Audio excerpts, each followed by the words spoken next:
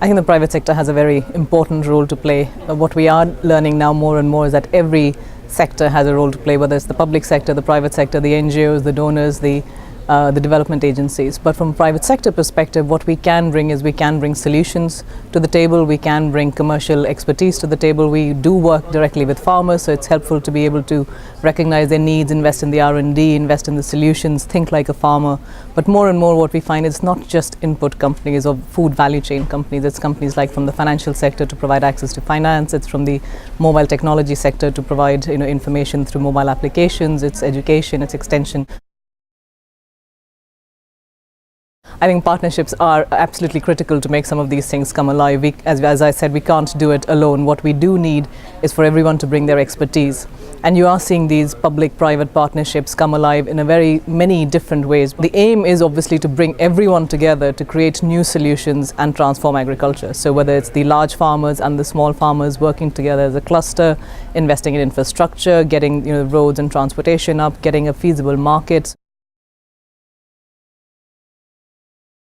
I think there are different roles. So if you're looking at agricultural R&D, which is absolutely essential, especially in the developing countries where there's a lot of need, everything from the neglected crop to the resource efficiency and the environmental impacts, you are seeing that the private sector is still very much focused on where they see a ready market.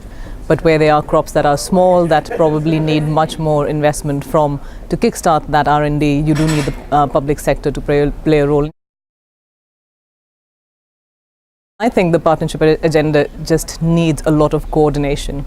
So what we do need is more convening power. What we need is for someone to champion that partnership approach and then bring the different people and the different ideologies into one space. It's not easy to do. It takes a lot of time. It takes a lot of investment of time, people, resources, and it'll need some funding and investment to kickstart it.